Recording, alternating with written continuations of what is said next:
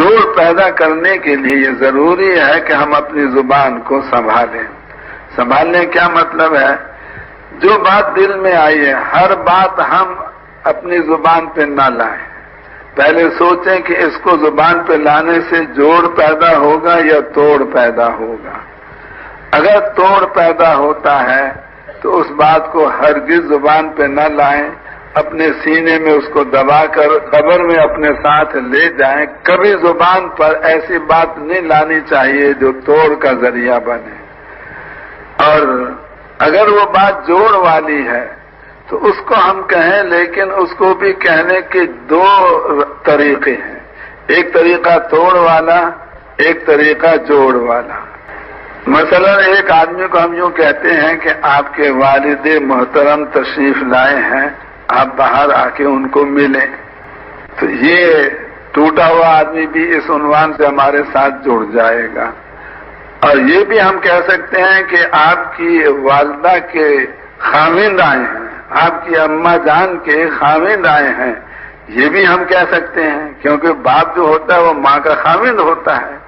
لیکن اگر اس طرح سے اس کی ہم تعبیر کریں گے تو جوڑا ہوا بھی ہم سے کٹ جائے گا کہ تم نے میری بھری مجلس میں میری ماں کا نام کیوں لیا اور کیوں کہا کہ ان کا خاوند. حالانکہ یہ حقیقت ہے، جھوٹ نہیں ہے، صحیح ہے، لیکن یہ عنوان ایسا ہے کہ جس سے جوڑا ہوا بھی کٹ جاتا ہے. تو آج ہم لوگ یعنی صحیح بات کو کہتے ہیں مگر ایسے انداز سے کہتے ہیں جس سے توڑ پیدا ہو جاتا ہے.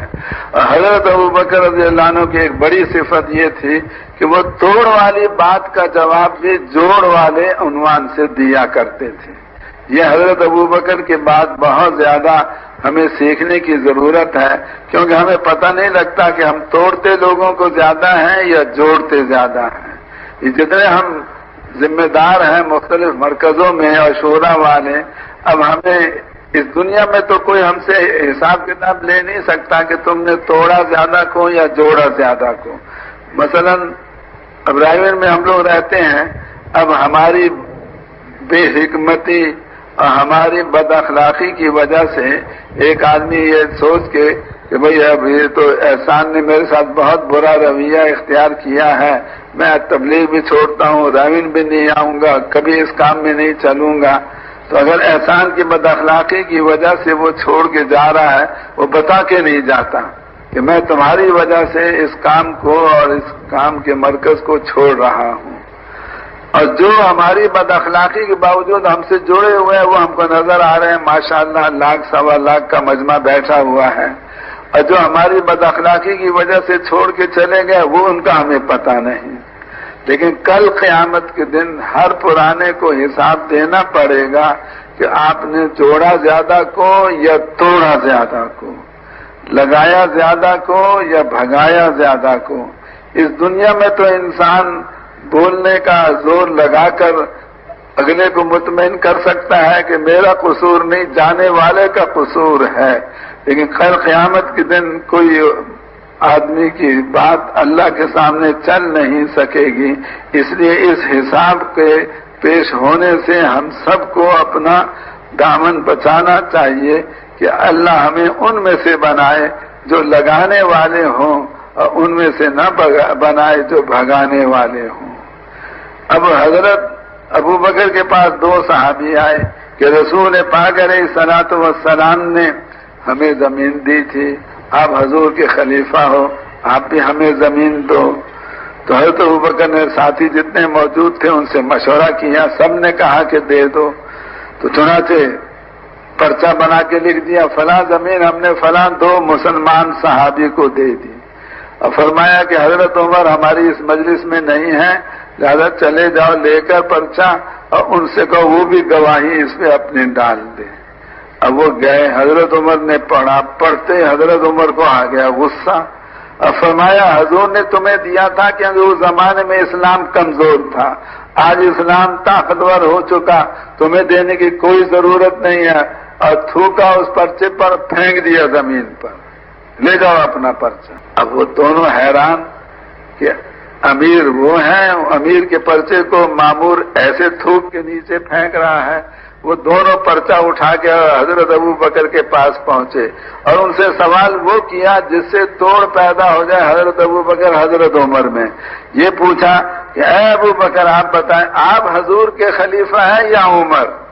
اب اس کا بجائے جواب کیا بنتا ہے کہ میں خلیفہ ہوں رسول پاک علیہ السلام کا. اس میں اپنے مقام کو اپنی زبان سے ظاہر کرنا، اپنی بڑائی کا اظہار، حضرت ابو بکر میں اس کی کوئی ذرہ برابر بھی گنجائش نہیں تھی. کبھی ایسا لفظ نہیں بولتے تھے جس سے ان کی بڑائی ظاہر ہو. اس لیے یہ جواب نہیں دیا کیونکہ اگر یہ جواب دیتے تو فوراً کہتے آپ اچھے امیر ہیں، آپ کا مامور تو آپ کے پرچے کا احترام نہیں کرتا. یوں فرمایا ارے بھائی اگر عمر امیر بننا چاہتے تو وہ بن سکتے تھے، کیونکہ پہلے میں نے انصار کو ابو عبیدہ کے پاس بھیجا تھا، انہوں نے انکار کیا، میرے پاس آئے تو میں نے حضرت عمر کے پاس بھیج دیا تھا. اگر حضرت عمر اس وقت امیر بننا چاہتے تو میں نے موقع دیا تھا، وہ نہیں بنے، اس لیے مجبوری میں مجھے بننا پڑا. ایسا جواب دیا کہ ان دونوں کا غصہ بھی ٹھنڈا ہو گیا. ان کا سوال توڑ والا تھا، جواب جوڑ والا دیا. اور پھر حضرت عمر پیچھے سے پہنچ گئے غصے میں بھرے ہوئے اور یوں فرما رہے ہیں کہ اے ابو بکر یہ زمین آپ کی ہے یا مسلمانوں کی؟ نہ بھائی میری نہیں ہے، مسلمانوں کی ہے. تو آپ نے مشورے کے بغیر کیسے دے دی؟ اب اس کا جواب حضرت ابو بکر کے پاس ہے کہ سارے مسلمانوں سے ایسے مسئلے میں مشورہ کرنا ممکن نہیں. جتنے میرے پاس تھے ان سے میں نے مشورہ کر لیا تھا، سب نے کہا تھا تو آپ تھے نہیں، آپ کے پاس میں نے پرچہ بھیج دیا.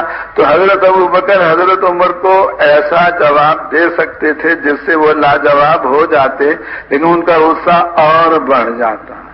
تو یہ جواب نہیں دیا کیونکہ اس میں پھر توڑ پیدا ہوتا ہے. کیا جواب دیا؟